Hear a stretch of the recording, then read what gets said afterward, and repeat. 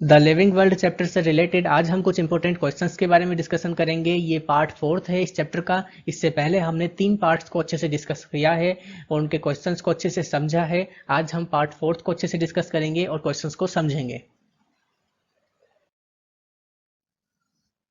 Question number first is rice cereals monocots and plants represent. 4 option आपके सामने है। Different taxa at different level, same taxa of different category, different category of same taxa, same category for different taxa. नमस्कार आप सभी को, मेरा नाम है कमल खोरवाल और अगर आप हमारे इस चैनल पर पहली बार आए हैं, पहली बार हमारी वीडियो को देख रहे हैं तो ये रेड कलर का सब्सक्राइब बटन आपको दिख रहा है। इस सब्सक्राइब बटन को दबाकर हमारे इस चैनल को सब्सक्राइब कीजिए, साथ ही साथ बेल आइकन को प्रेस कीजिए और इस पे ऑल के ऑप्शन को क्लिक कीजिए ताकि आपको हमारे आने वाली सभी वीडियोस की नई वीडियोस की नोटिफिकेशन टाइम टू टाइम मिलती रहे। और इसका सही आंसर होगा answer number first, different taxa at different level.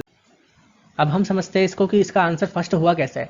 Rice cereals monocots and plants, इनको अलग अलग डिफरेंट डिफरेंट टेक्सा के अंदर डिफरेंट लेवल पर इनको रखा गया है। जैसे कि राइस जो कि स्पीसीज के अंदर आता है, सीरियल्स जो कि फैमिली के अंदर आएगा, मोनोकोट्स जो कि क्लास के अंदर आएगा, प्लांट्स जो कि एक किंगडम है। ठीक है, तो इस तरह से हमने समझा कि different taxa and different level कैसे हुआ। Question number second is all given are suffix used for category class except. 4 option आपके सामने है। फाइटा, ऑप्सिडा, फाइसी और एई। तो कौन सा सफिक्स है और सेकंड का आंसर कौन सा सही होगा वो आपको बताना है। तो इसका जो सही आंसर होगा वो होगा answer number first, phyta. Phyta जो है डिवीजन को रिप्रेजेंट करता है, ऑप्सिडा क्लास को, फाइसी क्लास को और एई भी क्लास को ही रिप्रेजेंट करता है। ये सफिक्स है जो कि यूज किए जाते हैं क्लास के अंदर और फाइटा जो है वो डिवीजन के अंदर सफिक्स यूज किया जाता है। Question number third is biological concept of species was given by dash and it is based on dash. 4 option आपके सामने है। Lamarck physiological isolation, Linnaeus morphological isolation, Ernest Mayr mechanical isolation, Ernest Mayr reproductive isolation. और इसका जो सही answer होगा वो होगा आंसर नंबर 4, अर्नेस्ट मेयर और रिप्रोडक्टिव आइसोलेशन, जो कि इन दोनों फिलिंग द ब्लैंक्स के अंदर आएगा। तो इसका जो सही आंसर हुआ वो फोर्थ हुआ। Question number fourth is rice and brinjal belong to the category ending with suffix. 4 option आपके सामने दिए हुए हैं, इसका सही आंसर क्या होगा। तो इसका सही जो आंसर होगा वो होगा आंसर नंबर थर्ड, फाइटा। तो फाइटा जो है इसका सही आंसर होगा। तो अब हम समझ लेते हैं कि फाइटा एक्चुअली इसका आंसर हुआ कैसे। The suffix phyta indicates the sub kingdom level. जो सफिक्स फाइटा है वो इंडिकेट करता है सब किंगडम लेवल को। ठीक है, सब किंगडम लेवल को वो रिप्रेजेंट करता है, इंडिकेट करता है। Rice and brinjal belong to the same sub kingdom, उसका नाम है ट्रैकियोफाइटा। तो इस तरह से हमने पता लगाया कि किस तरह से फाइटा इसका आंसर हुआ। तो हम देख लेते हैं एक बार अपर लेवल जो इनके है, स्पीसीज, फैमिली, क्लास और डिवीजन, किस तरह से राइज और ब्रिंजल को बताया गया है। तो राइज और ब्रिंजल की अलग अलग फैमिलीज है दोनों की, और क्लासेस जो है वो भी अलग है, लेकिन डिवीजन जो है वो लास्ट में सेम डिवीजन है इन दोनों का, एक ही है, एंजियोस्पर्म डिवीजन से ये बिलोंग करते हैं। तो इस तरह से इसका आंसर जो है हमने जाना और समझा।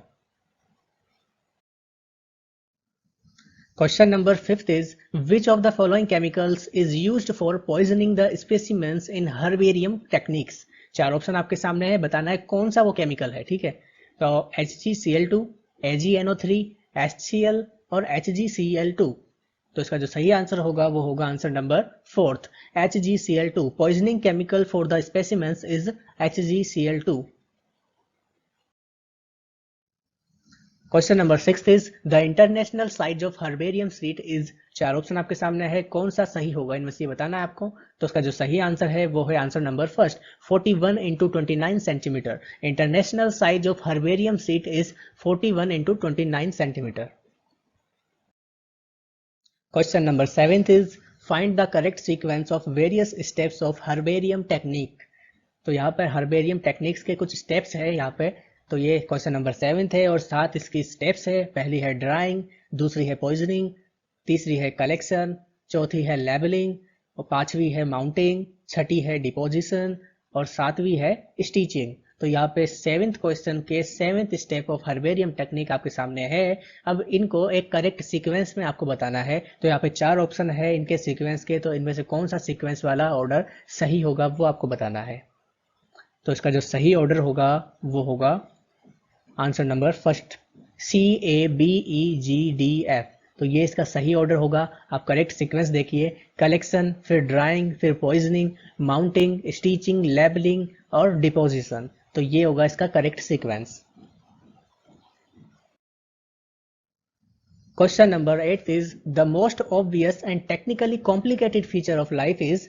चार ऑप्शन आपके सामने है। पहला है एबिलिटी टू सेल्फ रेप्लिकेट, दूसरा है ability to sense environment and respond to it, तीसरा है ability to increase in mass and in number of individuals, चौथा है बोथ सेकंड एंड थर्ड।